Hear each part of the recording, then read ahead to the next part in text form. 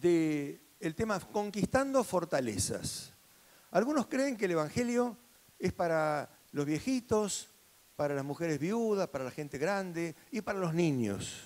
No, que la gente en edad mediana, en edad normal, de 30, 40, 50 años, no es el Evangelio, es para otros, para gente de virucha o para gente que está con una autoestima baja. Qué errado es el concepto. En esta iglesia creo que una enorme proporción son menores de 40 años. Y no vamos a hacer una discriminación, pero ¿cuántos son menores de 40 años? Levanten la mano. No, yo no puedo levantar.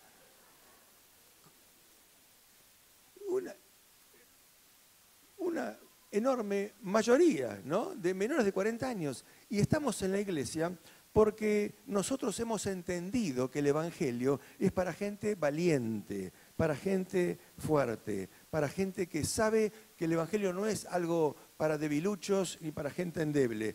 Y el Señor lo comentó en Mateo capítulo 11, versículo 12, cuando Él dice, Mateo 11, 12, el tema es, pasemos a otra imagen más, operador, conquistando fortalezas, ¿no? Bueno, aquí, ¿lo ven? Conquistando fortalezas. Desde los días de Juan el Bautista hasta ahora, dice Jesús, el reino de los cielos sufre violencia. Digan conmigo violencia. Sufre violencia y los violentos lo arrebatan.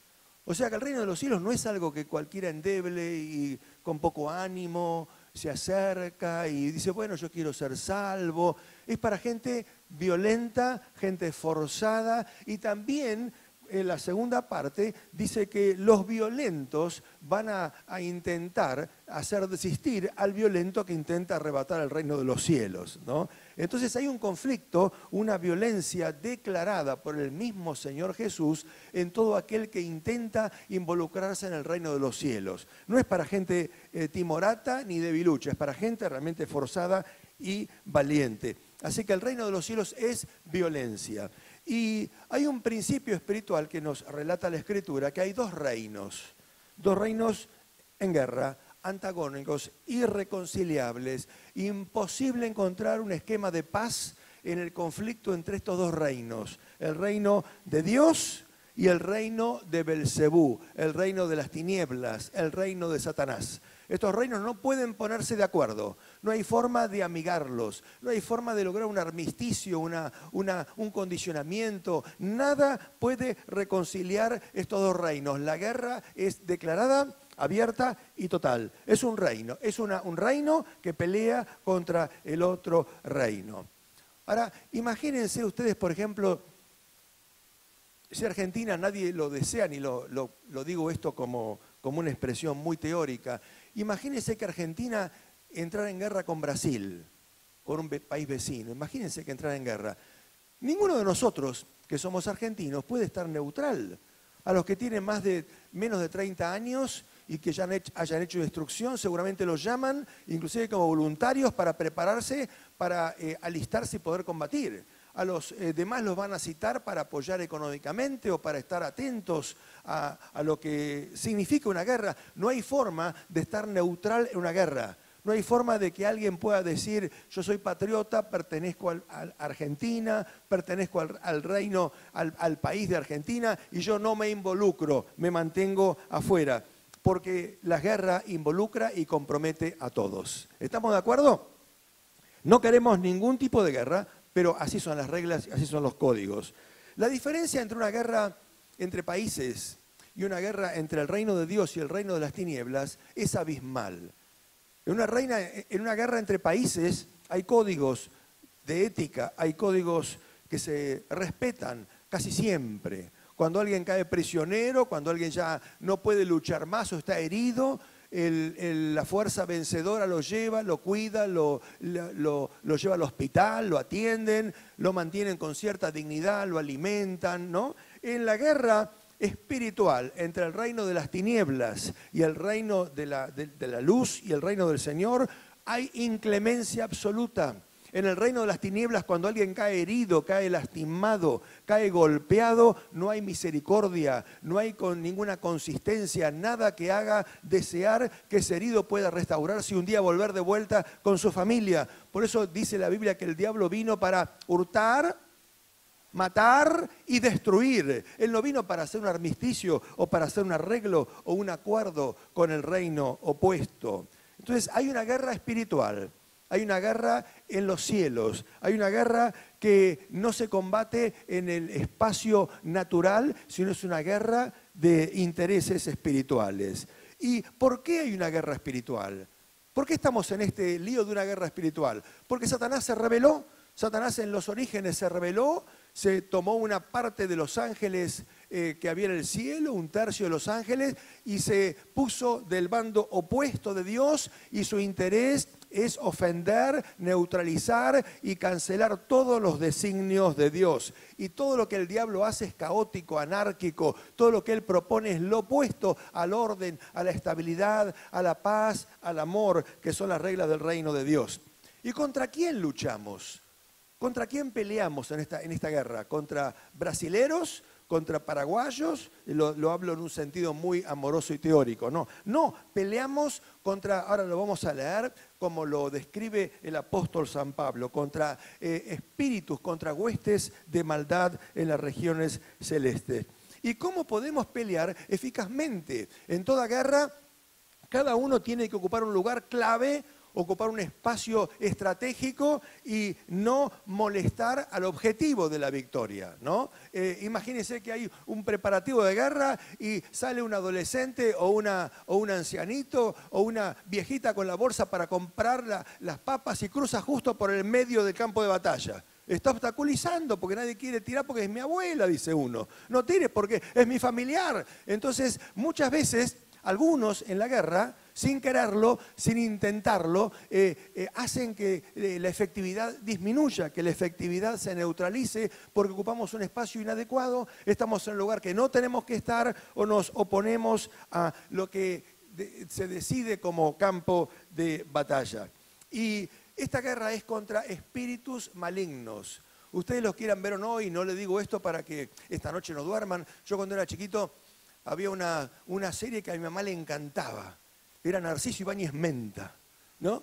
Y entonces era una serie que se daba una vez por semana, ¿no? Entonces, claro, yo era chiquito, tenía 8 años, y a mi mamá le encantaba esa serie, la forma que tenía de hablar. Yo no quiero que esta noche se convierta en una noche para ustedes de insomnio, al contrario. Después vamos a orar para que esta noche duerman el sueño más lindo de las noches que han dormido hasta ahora. Amén.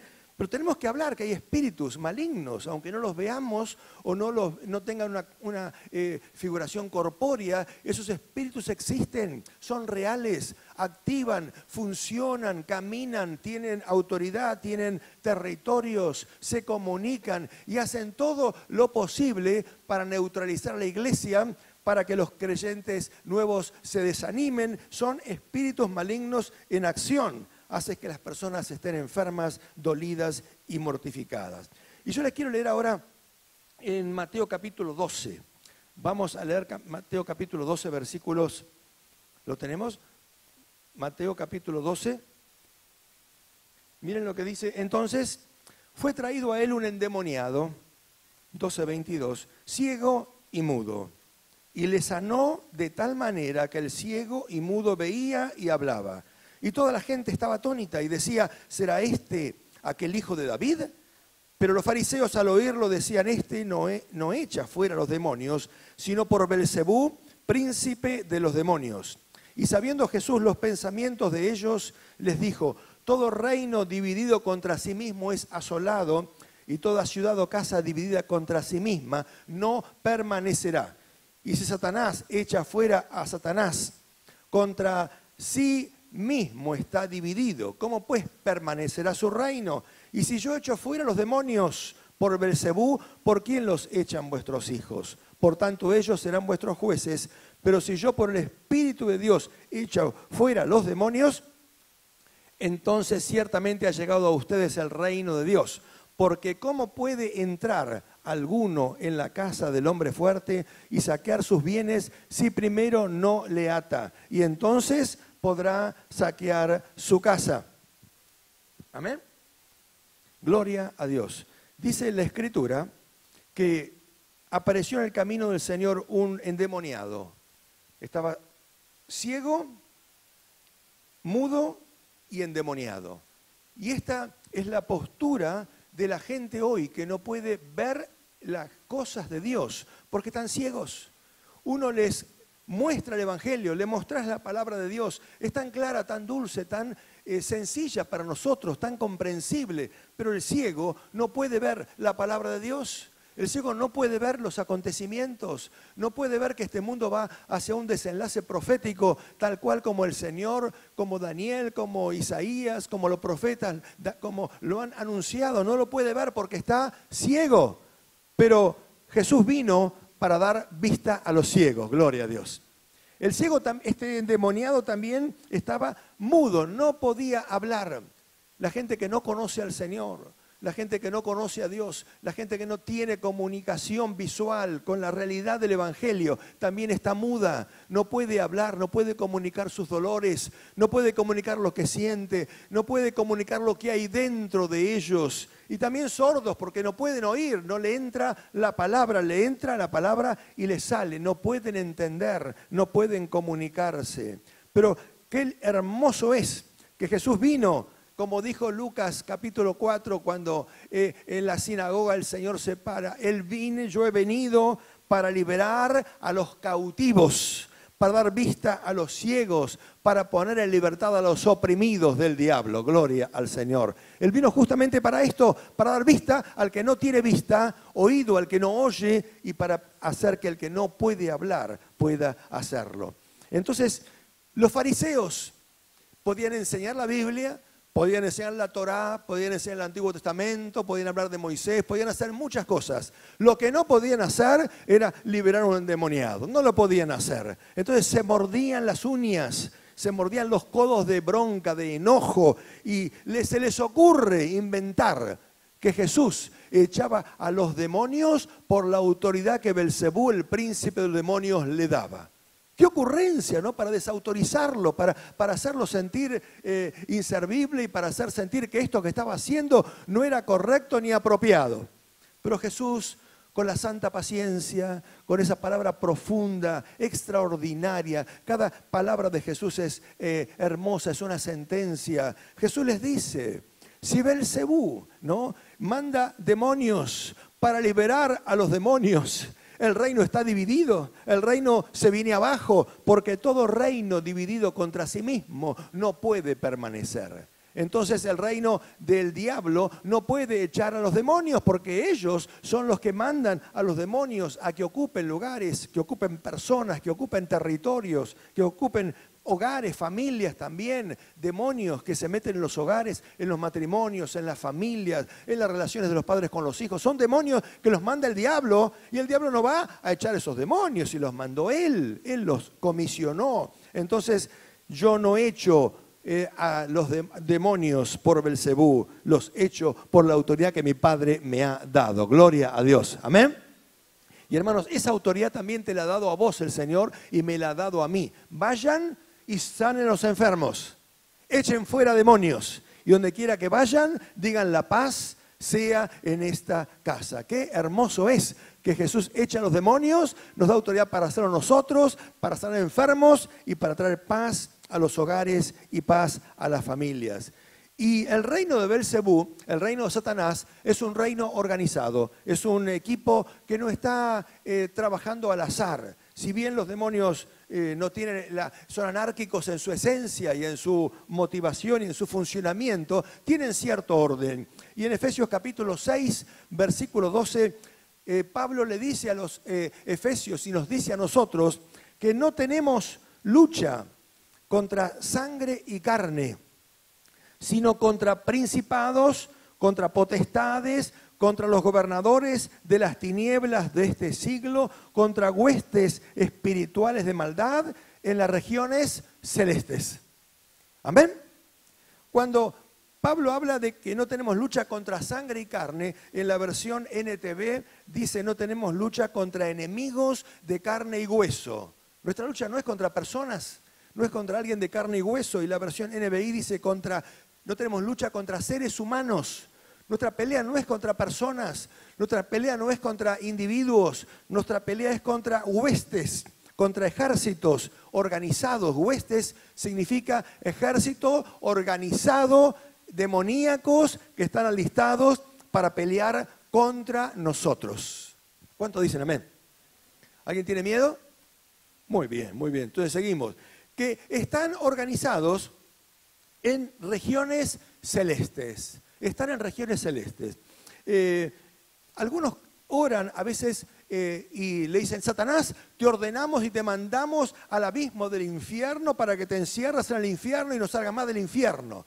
Hermanos, es una oración esta que no va a poder cumplirse, lamentablemente, porque Satanás va a ser mandado al infierno, dice Apocalipsis capítulo 20, versículo 16, cuando haya culminado los tiempos, hayan pasado los 1000 años, se ha soltado una vez más para la última confusión, y ahí sí, la bestia, el dragón, el falso profeta y Satanás son enviados al infierno para siempre. Pero hoy no oremos inapropiadamente. Él no va a ser mandado hoy al infierno, al abismo y que nunca más salga de ahí. Si no, sería todo fácil y terminarían los problemas en la tierra. Él está activo, está vigente, está con sus huestes operativo y funcionando. No está en el infierno. Un día va a ser entregado allí. Él está hoy en regiones celestes. ¿Qué significa regiones celestes? Hay más de un cielo. Nosotros cuando hablamos del cielo visible, las nubes, de noche las estrellas. Es el cielo nuestro, el cielo terráqueo. Este cielo es el suelo donde está la atmósfera, el oxígeno, el cielo que podemos ver con nuestros ojos. Pero nos dice Pablo en 2 Corintios capítulo 12, versículo 2 al 4, que conozco a un hombre, dice Pablo, no sé si en el cuerpo o fuera del cuerpo, en el espíritu o fuera del espíritu, que fue llevado al tercer cielo y vio cosas allí indescriptibles que no le es permitido a nadie entender, cosas inefables, dice Pablo. Es el mismo, ¿no? Lo está diciendo con mucha humildad. Entonces, yo les pregunto, si hay un primer cielo que es el que vemos, y hay un tercer cielo que es donde Pablo fue transportado en esa tremenda revelación. Si hay 3 y hay 1, hay un 2 en el medio. ¿Me siguen? Esto es matemática, no es análisis matemático, es matemática de primer grado. Hay 2, 1 y 3, ¿no? Entonces, en ese segundo cielo que no vemos, un segundo cielo arriba de la atmósfera que nosotros tenemos y mucho más abajo del tercero que nadie puede llegar. Nadie. Un día la iglesia va a ir al tercer cielo, gloria a Dios. ¿Amén? ¿Cuántos van al cielo con el Señor? Ustedes saben que va a haber un rapto, ¿no? En un abrir y cerrar de ojos, un instante, un segundo, ¿no? Unas trompetas suenan y los muertos acá en Chacarita vamos a tener un acontecimiento. Imagínense que el arrebatamiento pasa acá. Somos privilegiados porque escuchamos un terremoto acá en el cementerio acá cerca. Primero nosotros nos enteramos antes de que lo están en Belgrano o en Martelli o en otro lado, ¿no? Porque estamos cerca del cementerio. Se abren las tumbas, se revientan los mármoles, ¿no?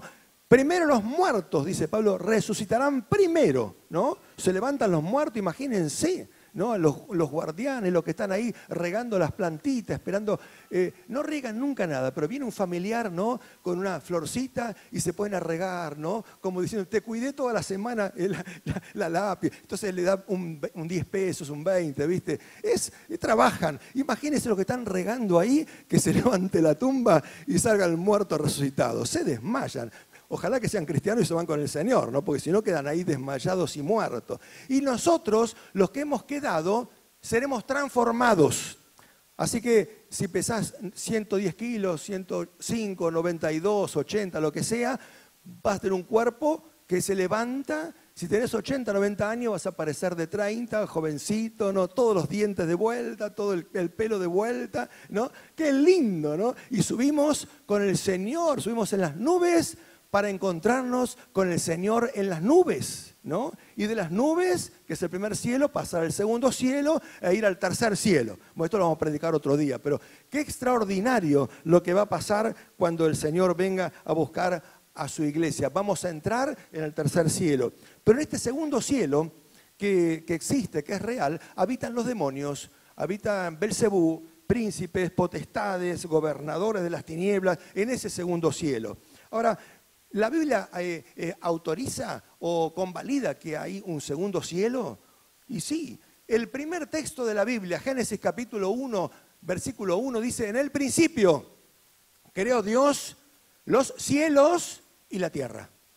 Y el Señor no hay ninguna palabra gratuita, ni que sobre, ni que esté de más. Cuando Él habla es porque está seguro de lo que dice y es palabra de Dios. La Biblia no contiene la palabra de Dios, la Biblia es la palabra de Dios, esencial, pura, plena, es la palabra de Dios. Entonces no dice en el principio que creó los cielos y las tierras, creó los cielos y la tierra, una tierra y varios cielos, gloria a Dios. Pero encontramos muchos textos más, no voy a abundar porque este no es el motivo de lo que les quiero compartir, pero en el Salmo 8, por ejemplo, el versículo 1 dice, oh Jehová, Señor nuestro, cuán glorioso es tu nombre en toda la tierra, has puesto tu gloria sobre los cielos. Amén. Y de vuelta, la palabra no no se expresa de esta manera por un tema casual, sino porque realmente Dios nos quiere mostrar que hay más de un cielo. El cielo que vemos, un segundo cielo y un tercer cielo donde habita la presencia del Señor. Así que Pablo fue trasladado a ese tercer cielo. Gloria a Dios. Y hermanos, cuando hablamos entonces de este tema de la guerra espiritual, estamos hablando de que alguien está constantemente oponiéndose a tu avance en la fe. Alguien está interesado en que claudiques, en que no avances, en que te detengas, en que no sigas creciendo espiritualmente, que no estudies, que no profundices en la Escritura, que ya lo que estudiaste es suficiente. El domingo, ¿para qué vas a ir si te van a decir lo mismo? Las canciones se repiten. El diablo intenta desalentarte, desanimarte, porque es un ejército organizado en el segundo cielo para que tu vida se debilite, para que tu vida se desanime. Pero Pablo nos alienta como cristianos a que seamos entendidos, seamos sabios, porque el pueblo perece por falta de conocimiento. El pueblo se desanima, retrocede y se destruye cuando falta conocimiento. Y en Efesios capítulo 6, versículos 12 al 18. Miren lo que dice Efesios capítulo 6, versículos 12 al 18. Dice, porque no tenemos lucha contra sangre y carne, contra seres humanos, contra personas físicas, sino contra principados, contra potestades, contra los gobernadores de las tinieblas de este siglo, contra huestes espirituales de maldad en las regiones celestes. Por tanto, tomen toda la armadura de Dios. Toda la armadura de Dios, para que puedan resistir en el día malo y habiendo acabado todo estar firmes. Estén pues firmes, ceñidos vuestros lomos con la verdad y vestidos con la coraza de justicia y calzados los pies con el apresto del evangelio de la paz. Y sobre todo tomen el escudo de la fe, con el cual puedan apagar todos los dardos de fuego del maligno, y tomen el yelmo de la salvación y la espada del Espíritu, que es la palabra de Dios, y orando en todo tiempo con toda oración y súplica en el Espíritu, y velando en ello con toda perseverancia y súplica por todos los santos. Hay una armadura que Dios te propone, me propone a mí, para que podamos pelear esta batalla de manera apropiada. Vamos a describir rápidamente esta armadura que nos describe el apóstol San Pablo. Primero, el primer atributo es: tomen el cinturón de la verdad. El cinturón que protege, no es el cinturón que utilizamos ahora los varones o las mujeres, un cinto finito. El cinturón era algo que protegía todo el bajo vientre, y el cinturón de la verdad nos habla de castidad, nos habla de pureza sexual. Tomen el cinturón que protege la vulnerabilidad de tu parte tan especial que Dios ha diseñado para vos para los varones y para las mujeres. Tomen ese cinturón, protejan la vida sexual, protejan su pureza sexual. Esto es para los jóvenes, es para los adultos, para los casados, para los más grandes, para todos. Protejan su pureza sexual porque Dios bendice a los que cuidan su pureza sexual. ¿Cuántos dicen amén? Y esta protección, en la antigüedad, en la época medieval, cuando un varón, cuando un noble se iba a la guerra y se iba lejos por varios meses, le ponía a su esposa un cinturón de castidad, se llamaba, algo de hierro con un candado, y él se llevaba la llave y dejaba otra llave en el cura o el sacerdote de la ciudad, ¿no? Si después de 4 años no volvía, el cura o el sacerdote le sacaba el candado y la mujer podía tener otra vez libertad con su cuerpo físico, si no, estaba como bloqueada. Ese cinturón de castidad era un cinturón impuesto por la fuerza o por el vínculo matrimonial, era un cinturón que el esposo le ponía a la esposa y la esposa lo aceptaba, pero no era voluntario. El cinturón que Dios te pide que vistas vos, no te lo va a poner alguien por la fuerza, es voluntario. Pues Señor, los jóvenes que no están casados todavía, yo me pongo un cinturón de castidad. Yo voy a esperar a tener relaciones sexuales cuando yo me case. Cuando yo me case, yo voy a conocer lo que es la sexualidad, porque ese es el plan de Dios. Esa es la voluntad de Dios. Dentro de unos días vamos a cumplir con mi esposa años de casados, no importa cuánto, un año de casado. Pero nosotros nos conocimos y comenzamos la vida sexual cuando nos casamos. Y Dios nos ha bendecido y ha sido bueno con nosotros y nos ha honrado. Un detalle que para alguien por ahí es secundario y no, pero qué sé yo. Para nosotros fue un compromiso, lo asumimos, lo aceptamos y Dios nos ha recompensado. Así que a los jóvenes, cinturón de castidad voluntario. A los que son casados, también cinturón voluntario de castidad hasta que llegan a su casa a la noche y están con su esposa. Me comprende los varones, o las mujeres también, ¿no? Cinturón de castidad voluntario, no que alguien te lo pone. Entonces, cinturón de la verdad. Segundo, la coraza de justicia. La coraza de justicia protege el pecho, protege tu corazón, protege tus costillas, tu aparato respiratorio, protege tu vida. En el pecho están los órganos más importantes. Todos son importantes, pero acá está el corazón, los pulmones, todo está acá, ¿no? Protege tus emociones, protege tus deseos, tus proyectos, protege tu corazón, te da la capacidad de que no te lastimes, si te lastimas puedes dar perdón, pero es una protección tremenda tener la coraza de justicia en tu pecho. ¿Amén? Tener en el pecho esa arma hermosa que te provee el Señor, te la calza, te la pone y vos te pones en el pecho una coraza que te defiende tu pecho, tu aparato respiratorio, tu corazón, tus emociones, todo lo que vos sos está protegido con la coraza que vos voluntariamente también recibís del Señor. En tercer lugar, el Señor te provee sandalias o zapatos del Evangelio, calzado del Evangelio. El calzado es algo importante y te permite caminar y te permite marchar por la vida, ¿no? No puedes andar por las calles sin zapato porque te ensucias o sin zapatillas. Es importante el calzado que Dios nos provee. Pero el calzado a que se refiere aquí el apóstol San Pablo es en las sandalias, los zapatos, las zapatillas de una disposición para llevar el Evangelio hasta lo último de la tierra, para caminar y llevar la paz de Dios, para caminar por todos lados y llevar la bendición de Dios. Llegás donde llegás con los zapatos que Dios te ha dado y llegan tus pies y llega la bendición del Señor. Lo expresa tan lindo Isaías cuando dice, cuán hermosos son sobre los montes los pies del que trae alegres nuevas, del que anuncia la paz, del que trae nuevas del bien, del que publica salvación, del que dice a Sión, tu Dios reina. Qué hermosos son los pies. ¿Amén? Mírate los pies entonces. ¿No? Mírate los pies. Qué lindos son los pies. Los pies porque vinimos hoy a la casa del Señor y los pies nos trajeron los pies y los pies tuyos son hermosos porque vinieron hoy aquí. Pero los pies tuyos van a ser mucho más hermosos todavía cuando salgamos hoy de aquí y los pies vayan a otro lugar y lleven el Evangelio de las buenas nuevas, de las noticias lindas. Hubo este fin de semana un entrenamiento para Evangelio de poder y de revelación. Y fueron varios jóvenes, fuimos ayer con mi esposa y después fuimos a cenar con Cris y con el pastor Sene. Bueno, nos quedamos hasta las 3 de la mañana, la noche casi, nos llegamos muy tarde a casa, pero qué lindo escuchar gente que está loca, están locos por el Evangelio. Y realmente, hermano, fuimos al restaurante y le hablan al mozo y le dicen, ¿vos conocés al Señor? No, yo soy ateo. Aunque vos seas ateo, Dios te ama igual. Y le empiezan a hablar y hablar y hablar y el mozo se pone a llorar. Hermanos, qué lindo que es encontrar locos por el Evangelio. Amén.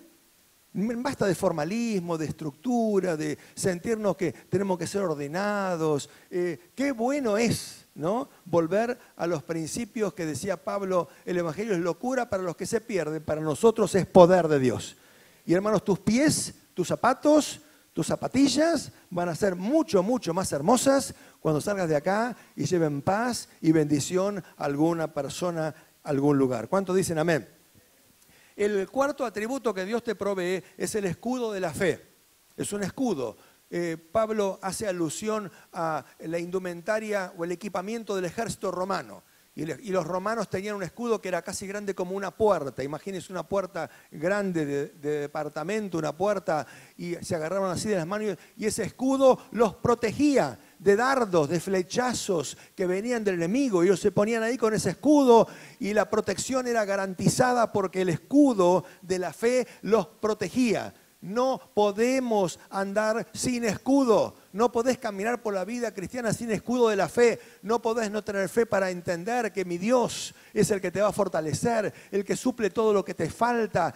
Mi Dios es aquel que me levanta en mis angustias, me aconseja y me levanta aún de noche, aconseja mi conciencia. Mi Dios es el escudo y es mi fortaleza. Mi Dios es mi pronto auxilio en las tribulaciones. Así que tomá el escudo de la fe y caminá por la vida con el escudo de la fe. Gloria a Dios. Y tu escudo no es el de tu esposo, el de tu esposa o el de tu papá. Cada uno tiene un escudo personal. No podés ponerte atrás del escudo de otro. Tenés que tomar tu escudo propio con el cual Dios te equipa. Y el quinto atributo que Dios te da es el yelmo de la salvación. Es un yelmo que se coloca en la cabeza y ese yelmo cubre tu cabeza, como nos comentaba antes Marcelo con tanta propiedad. Los pensamientos, la cabeza, las ideas, el pesimismo, las cosas negativas, las cosas que el diablo trae para que pienses. Te duele algo y dices, uy, me está doliendo algo, ¿no será cáncer? ¿No será alguna enfermedad incurable? Pensamientos que tratan de llegar a tu mente, cuando está el yelmo en tu cabeza, esos pensamientos no entran, porque el Señor es mi sanador. Él es la fortaleza de mi alma. Si el Señor está conmigo, ¿quién contra mí? Gloria al Señor. Mayor es el que está conmigo que todos los que se oponen contra mí. ¿Cuántos dicen gloria a Dios? Así que el yelmo en tu cabeza protege tus pensamientos, protege tu cabeza. Es más, te da ideas creativas, te da ideas nuevas, te da ideas para hacer cosas que otro no hizo. Te ayuda a crecer, a desarrollarte. El yelmo en tu cabeza te bendice y te ayuda. ¿Cuántos dicen gloria a Dios?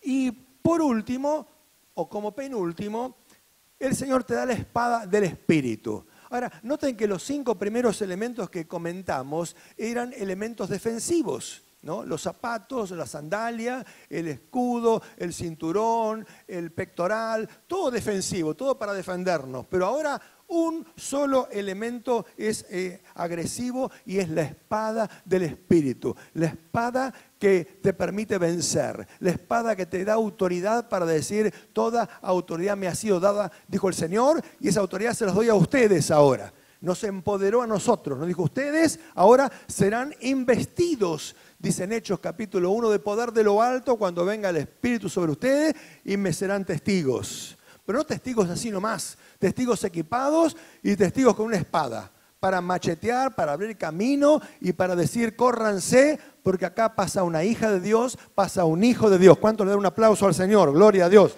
gloria a Dios.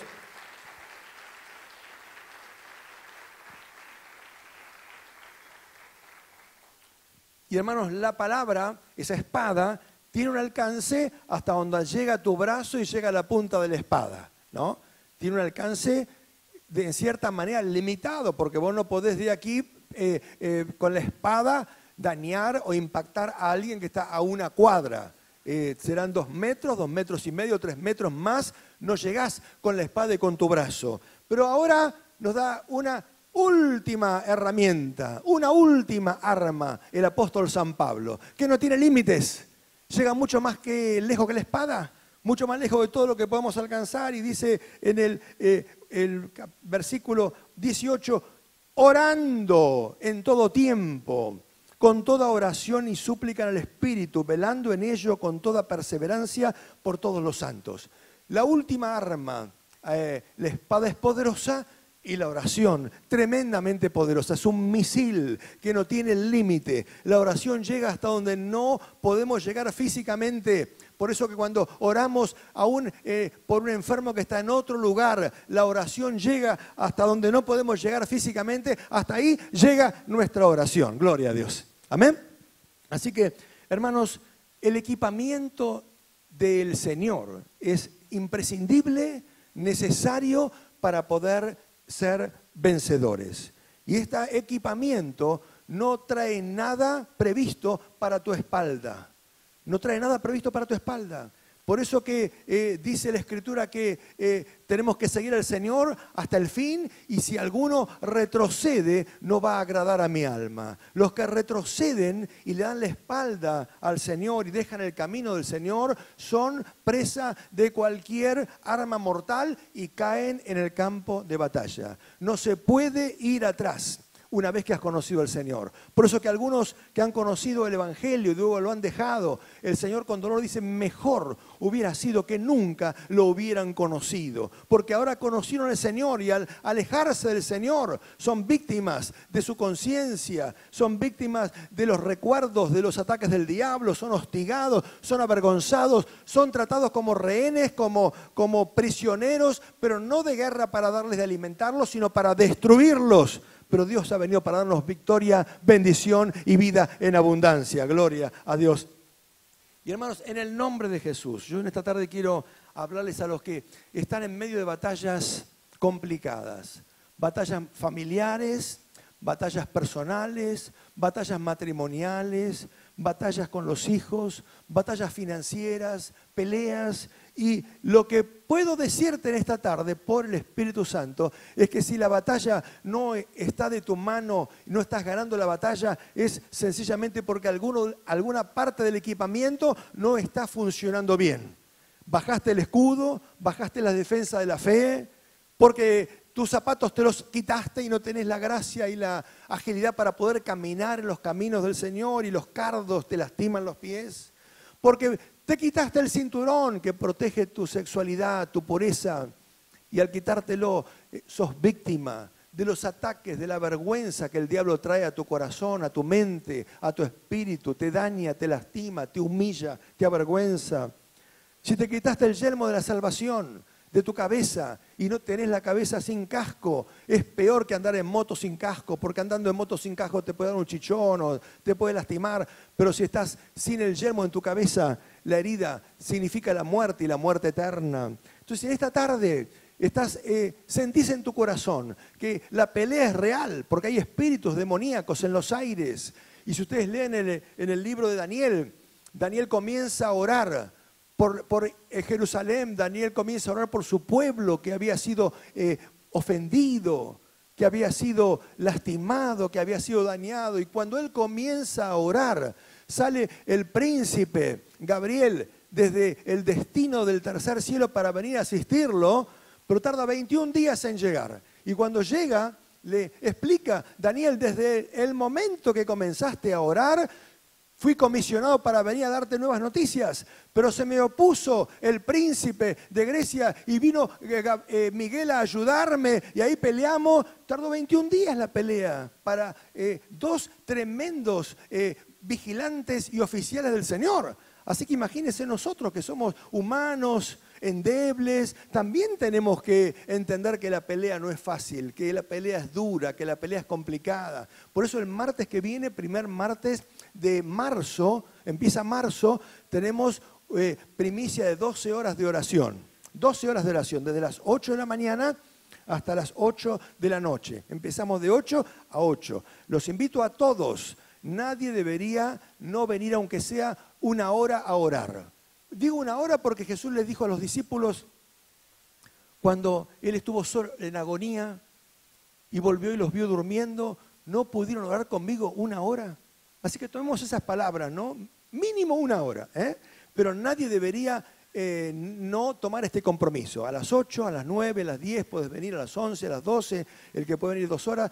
Yo voy a estar de 6 a 8 de la noche, es el horario que yo me comprometí. Así que los pastores, todos, ¿no? Desde la mañana comenzamos marzo orando. ¿Cuántos dicen amén? Porque hay una guerra espiritual. Y esta guerra no se pelea con armas, no se pelea con misiles, no se pelea con revólveres, con escopetas, se pelea espiritualmente y se gana espiritualmente. Porque nuestro diablo, nuestro enemigo, el adversario está derrotado. El enemigo está derrotado. Algunos no lo creen todavía. Nuestro enemigo está derrotado. En la cruz del Calvario y la sangre de Jesús selló la derrota final del enemigo. Y la victoria más grande que tenía aquel, que era la muerte, que traía el pecado y la cautividad del temor a la muerte. Pablo dice, ¿dónde está, muerte, tu aguijón? ¿Dónde, sepulcro, tu victoria? Ahora todo esto ha sido absorbido por el poder de la muerte y la resurrección del Señor Jesucristo. Así que el diablo está derrotado. Todo hijo de Dios, toda hija de Dios que se levanta, vence al enemigo en el nombre del Señor. Pero el diablo quiere lastimar, quiere avergonzar, quiere derrotar. Y hay un texto en la Biblia, que es el último que les quiero leer, que se encuentra en 2 de Samuel 1:27. Es un lamento de Samuel. Un lamento que dice, ¿cómo han caído los valientes? ¿Cómo han perecido las armas de guerra? Y en otra versión dice, ¿cómo han caído los héroes poderosos, despojados de sus armas, yacen muertos? Y hermanos, en la iglesia Una Vida Mejor, no te invitamos que vengas el domingo para entretenerte, no te invitamos para que vengas aquí que tus emociones sean activadas, te sientas contento con una buena canción, te sientas alegre por la música, te sientas alegre por lo que ofrecemos como el servicio. Te invitamos para que te equipes para tener vida, conservar la vida y disfrutar de una vida eterna. ¿Amén? No queremos que nadie caiga muerto. No queremos que nadie caiga herido, no queremos que nadie caiga en el campo de batalla y no se levante. Y así como en la guerra, cuando un avión es derribado, un avión cae en el campo enemigo y cae derribado, ¿no? Los que comandan no dicen, bueno, se perdió un avión que cuesta tanto dinero y bueno, lo dejamos ahí perdido. Mandan helicópteros, mandan aviones, mandan cuadrillas, gastos enormes para rescatar a uno solo que está perdido. Y la iglesia toma ese compromiso. Cuando alguien está lastimado o herido, no lo dejamos en el campo de batalla, no le vamos a decir, bueno, algo habrás hecho, te habrás equivocado, habrás hecho algo mal, habrás pecado contra el Señor, por eso te pasó esto. Cuando alguien es herido, la iglesia del Señor lo rodea para sanarlo, lo rodea para bendecirlo, lo rodea no para recriminarle, no es momento para recriminar. Cuando alguien entra al hospital herido, lastimado, ¿no? Tiene una cañita voladora y le pegó en el ojo. Imagínense al médico en el Santa Lucía diciéndole, ¿por qué tiraste la cañita, nene travieso? Espera 2 horas más, después te atiendo. A lo último de todo, el médico, sin decirle nada al nene,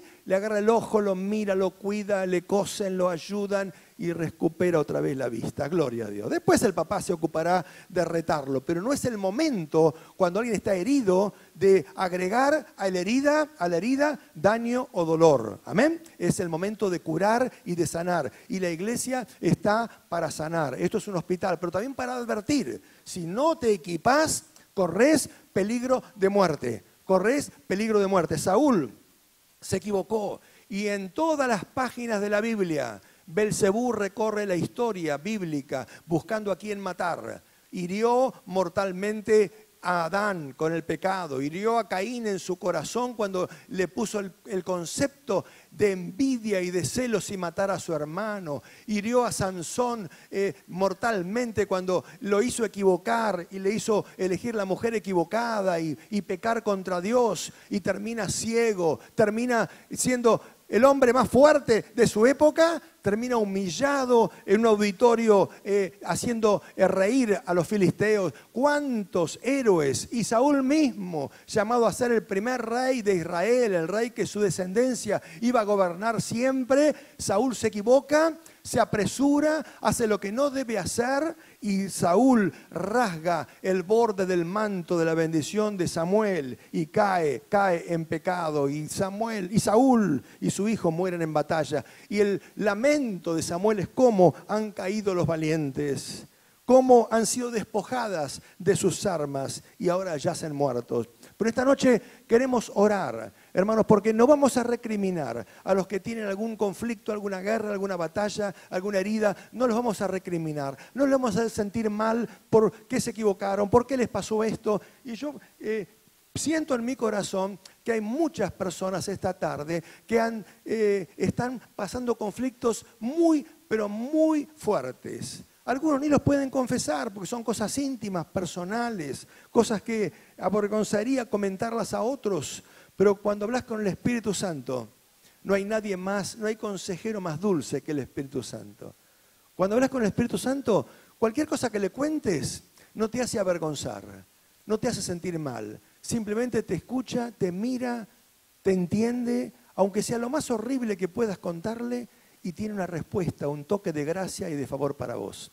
Yo te pido que cierres los ojos y que oremos al Señor.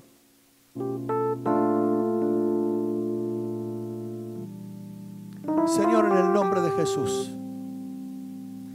te queremos pedir en esta noche que entendamos el concepto de que hay una guerra sin cuartel, una guerra que no podemos obviar ni pasar por alto, una guerra de la cual no podemos aislarnos ni no sentirnos involucrados y comprometidos. Estamos en medio del lío y no podemos salirnos. Estamos en la guerra, estamos en el problema, estamos en el conflicto. Pero qué bendición, Señor, que estamos con el vencedor de las batallas, con el que siempre gana, con el que siempre triunfa. Señor, en el nombre de Jesús, gracias porque vos sos mi héroe, vos sos la fortaleza de mi vida. Vos sos aquel que, Señor, ha derrotado a nuestro enemigo por siempre, en el nombre de Jesús.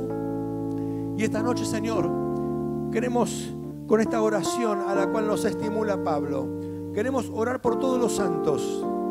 Queremos orar con perseverancia, con tenacidad, con insistencia, por cada hermano, cada familia, cada matrimonio, cada hogar. Queremos orar ahora, Señor, por la economía, por las finanzas, por los estudios, por las relaciones personales, en el nombre de Jesús, en el nombre de Jesús. Cada espacio dañado por no haber estado la armadura apropiada en ese lugar, pedimos que en esta noche, Señor, el amor de la iglesia, la unción del Espíritu Santo, sane corazones heridos, sane lastimaduras, sane donde entró una flecha, un dardo y lastimó y, Señor, dañó el corazón de mi hermano. En el nombre de Jesús. Nadie va a ser juez aquí para mirar y para hacerle sentir mal, avergonzado o humillado. Estamos acá para sanar, no para juzgar. En el nombre de Jesús, en el nombre de Jesús. Queremos vestirnos con todo el equipamiento que vos nos das. Que no falte nada en cada uno de los hermanos. Que no falte nada en ninguna de las vidas. En el nombre de Jesús, equipanos, Señor. Equipanos con toda la armadura de Dios para que podamos resistir, podamos vencer, podamos doblegar y podamos conquistar fortalezas en el nombre de Jesús.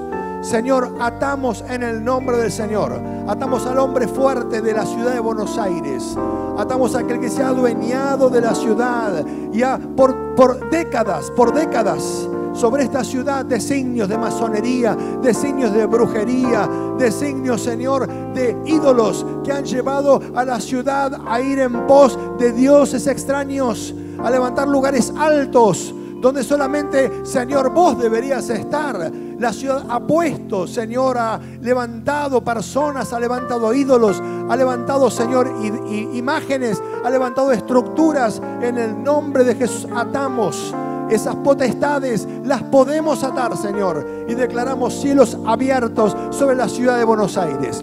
Declaramos cielos abiertos sobre la iglesia en Buenos Aires, en el nombre de Jesús, en el nombre de Jesús, en el nombre de Jesús declaramos, Señor, que se sueltan recursos financieros, laborales, trabajo para todo hermano que quiera trabajar, todo hermano que anhele crecer, avanzar, progresar. Declaramos, Señor, en el nombre de Jesús, que toda artimaña del diablo para humillar, para avergonzar y para, Señor, hacer que en los hogares haya faltantes, nuestro Dios es un Dios de superabundancia. Mi Dios suplirá todo lo que les falta, todo lo que nos falta, conforme a sus riquezas en gloria, en el nombre de Jesús. En las relaciones personales, Señor, en las relaciones entre esposo y esposa, entre padres e hijos, entre hermanos y hermanas, en esas relaciones donde a veces parece tan difícil, ¿dónde está el comienzo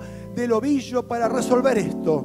Espíritu Santo, en esta noche, envía tu palabra, envía tu unción, envía tu favor, Espíritu Santo. Espíritu Santo, en el nombre de Jesús, en el nombre de Jesús, pega los corazones una vez más. Señor, sana las heridas, restaura, Señor, las lastimaduras. Volvé a equipar a las personas con la armadura de Dios. Y en el nombre de Jesús hay sanidad, hay restauración en el nombre de Jesús. Hay restauración en el nombre de Jesús. Espíritu Santo. Pónganse de pie.